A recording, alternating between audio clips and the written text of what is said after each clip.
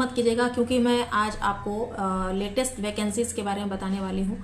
Latest vacancies in the sense जो vacancy मेरे पास available हैं उसके बारे में मैं आपको पूरी इन्फॉर्मेशन दूंगी, और इसमें आपको सैलरी, आपकी रिक्वायरमेंट्स क्या होनी चाहिए, आपको कैसे अप्लाई करना है और अप्लाई करने का प्रोसेस क्या होगा। अगर आप मेरे थ्रू प्रोसेस अप्लाई करना चाहते हैं तो उसके लिए मैंने ऑलरेडी वीडियो अपडेट कर दिया है।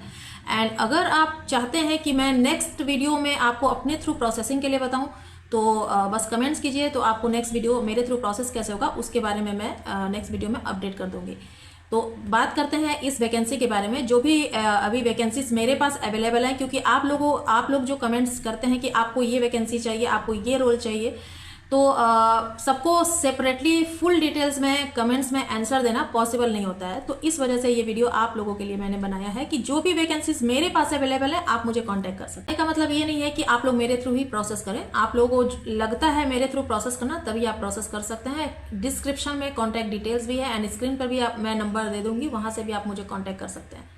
तो आप लोग जॉब पोर्टल के थ्रू भी जॉब ले सकते हैं, क्योंकि काफ़ी लोग ऐसे हैं जो लोग एजेंट के थ्रू अप्लाई कर रहे हैं। अभी लास्ट नाइट ही मेरी बात हुई है एक मेरे व्यूअर से, तो जो लोग एजेंट के थ्रू भी एप्लीकेशन कर रहे हैं, वर्क परमिट के लिए अप्लाई कर रहे हैं, तो उनको 1 ईयर तक हो चुका है, उनको वर्क परमिट अभी तक नहीं आया। और जिनको वर्क परमिट आ गया है उनको अपॉइंटमेंट नहीं आ रही है, अपॉइंटमेंट मिलने में डिले हो रहा है। तो उससे क्या होता है कि आपका वर्क परमिट एक्सपायर हो जाता है।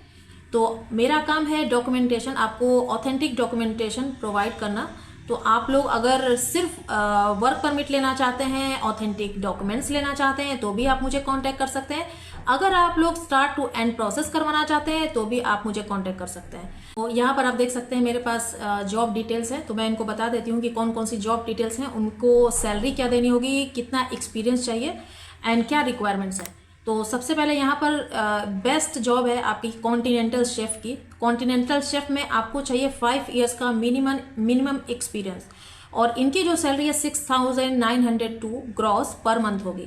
तो अभी जो कॉन्टिनेंटल शेफ की जॉब है मेरे पास, मेरे कंसल्टेंट के पास, उसमें 85% चांस है वीज़ा अप्रूव होने का।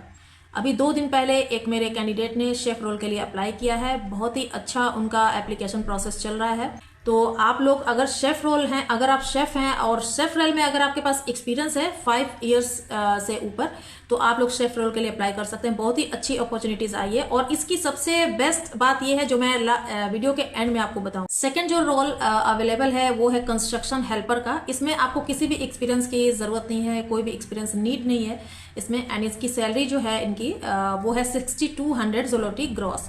तो ये भी काफ़ी अच्छी सैलरी है। यहाँ पर 6,200 ग्रॉस सैलरी मैंने बताई, जो कि कॉन्टिनेंटल शेफ से भी ज़्यादा इनकी सैलरी है।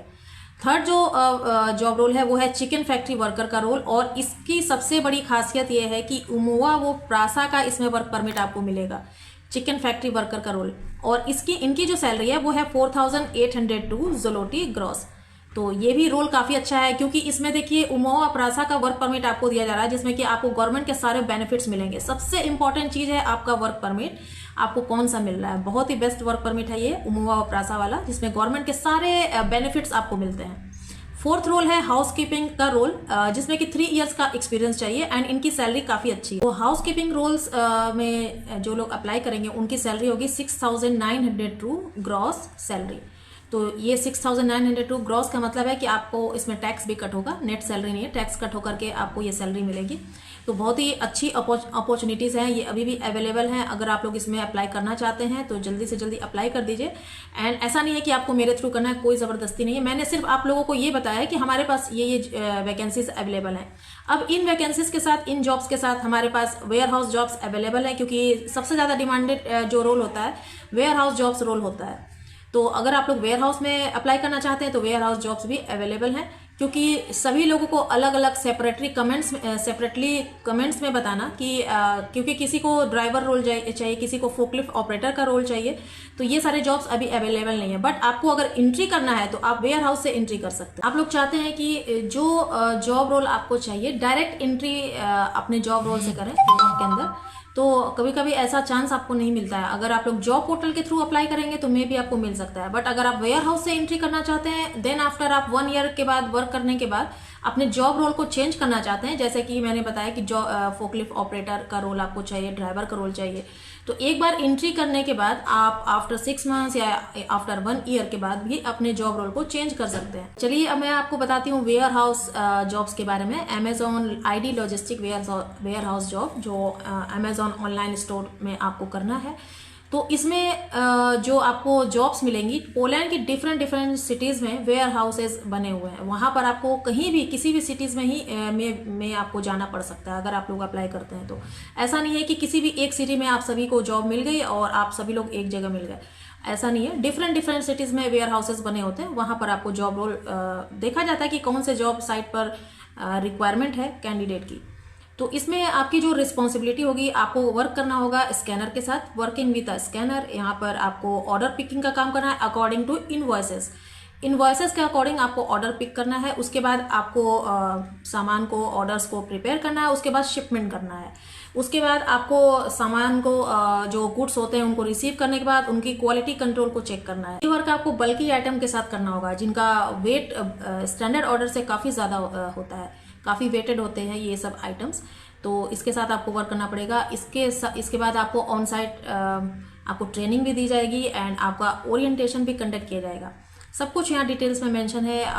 एंड उसके बाद कोई भी लैंग्वेज बैरियर नहीं है, आपको इंग्लिश आनी चाहिए, इंग्लिश में आप बात कर सकें, इंग्लिश आनी चाहिए। Experience and knowledge of polish are not required. आपको अगर एक्सपीरियंस नहीं है किसी भी वेयर हाउस जॉब्स में, अगर एक्सपीरियंस है तो अच्छी बात है, अगर एक्सपीरियंस नहीं है तब भी आप अप्लाई कर सकते हैं। एज अ फ्रेशर भी आप अप्लाई कर सकते हैं। अगर आप ऑलरेडी एक्सपीरियंस है तो आपके लिए बहुत ही अच्छा ऑप्शन है। तो लैंग्वेज बैरियर का कोई प्रॉब्लम नहीं है, इंग्लिश आती है तो इतना ही काफ़ी है। इसके बाद जो रिक्वायरमेंट्स है, आपको सीखने की इच्छा होनी चाहिए, willingness to work, learn and work.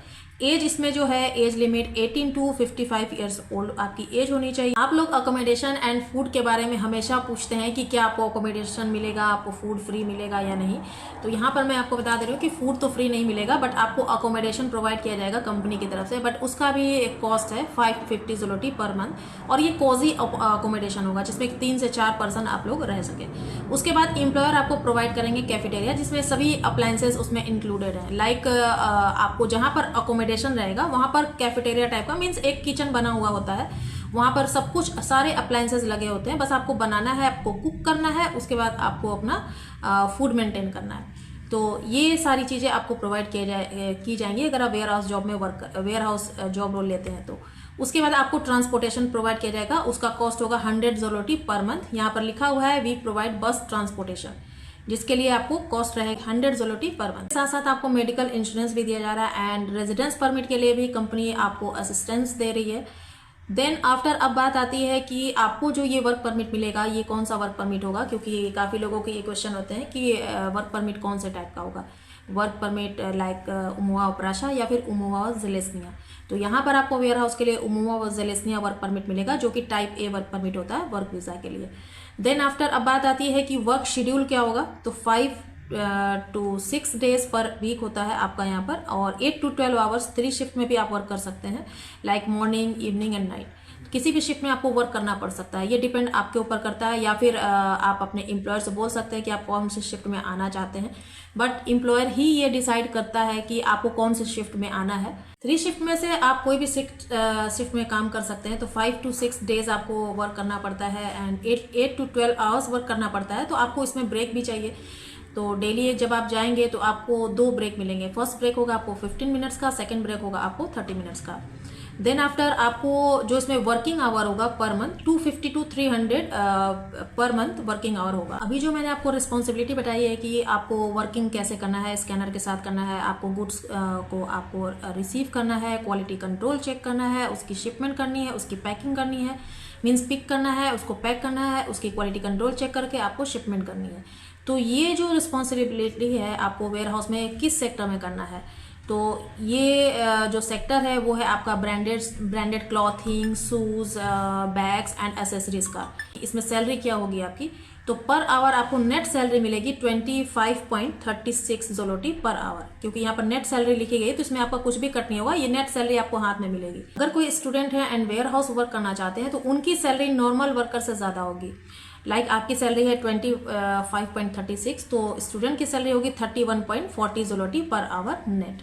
तो स्टूडेंट को काफ़ी ज़्यादा इम्पोर्टेंस दी जाती है। बहुत सारे स्टूडेंट जो अकेले रहते हैं वहाँ पर पढ़ाई भी करते हैं एंड जॉब भी करते हैं, तो स्टूडेंट्स के लिए काफ़ी ज़्यादा बेनिफिट मिलता है गवर्नमेंट की तरफ से वहाँ की।